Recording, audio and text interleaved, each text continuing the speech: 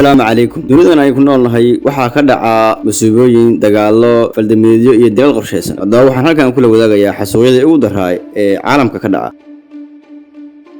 xasuuqii Rwanda 1990kii dagaal sokeeye ayaa Rwanda ka qarxay kaas oo ka dhashay colaad qowmiyadeed oo qoto dheer iyo qorshayaal siyaasadeed oo musuqmaasuq ah waxaana colaadda Rwanda dibka ku soo shiday dilkii loo geystay madaxweynihii Rwanda Habyarimana oo ka soo jeeday qowmiyadda Hutu ayaa ku eedeysay dilka Habyarimana qowmiyadda laga tirada badan yahay ee Tutsi taas oo sababtay in qowmiyadda ugu tirada badan waddankaas ee Hutu ay xasuuq ba'an kula kacdo qowmiyadda laga tirada badan yahay ee Tutsi xasuuqan ayaa ka bilaabmay caasimadda waddankaas ee Kigali waxaana si dhaqso ah ugu faafay dhammaan waddankaas waxayna taariikhdu warinaysaa in muddo asbuuc ah lagu gowracay in ka badan 800 oo kun oo u dhashay qowmiyadda Tutsi.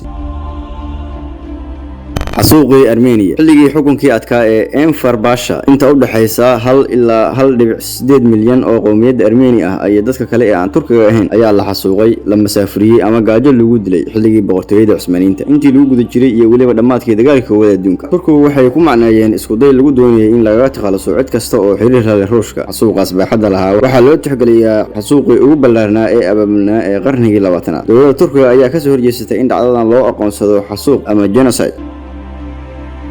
Holocaust intii u dhaxaysay 1933 iyo 1945 taliskii Naasiga ee uu hogaaminayay Adolf Hitler iyo xulafadiisa waxa ay dileen 6 milyan oo Yuhuudi Yurub ah iyo 5 milyan oo aan Yuhuud ahayn. Dib qabsashadii Hitler ee waddankaasi waxa uu soo saaray xeer oggolaanaya in Yuhuudda xariiq gooni ah lagu ururiyo dadka intiisa kalena laga dhex saaro. Kadibna waxaa bilaabatay xasuuq wadareed loo geystay Yuhuudi ku nooleed Jarmalka iyo wadamadii uu Jarmalku qabsaday sida Poland.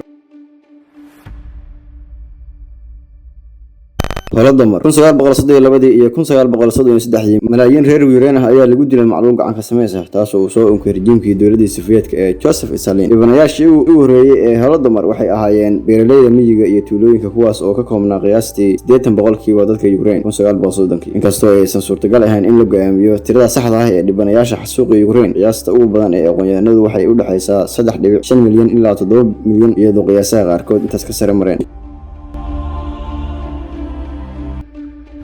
Mao Zedong's regime intii uu talinayay shuuciga Shiinaha Mao Zedong 1949 ilaa 1976 wuxuu dilay ku dhawaad 40 milyan ilaa 70 milyan oo qof tiro uu dhiganta dhammaan dadka boqortooyada Ingiriiska. Xadgudubyada Mao waxay ku yimaadeen laba mawjado The Great Leap Forward iyo Great Proletarian Cultural Revolution. Leap wuxuu ahaa qorshihii horumarinta beeraha ee Zedong kaas oo ku dhamaaday gaajada in ka badan 30 milyan oo beeraley ah. Gacanka dhaqanka wuxuu ahaa mid laga sifeynayay canaasiir ka soo horjeeda dowladda wuxuuna dad badan u diray inay ku dhintaan xariyaha xabsiga.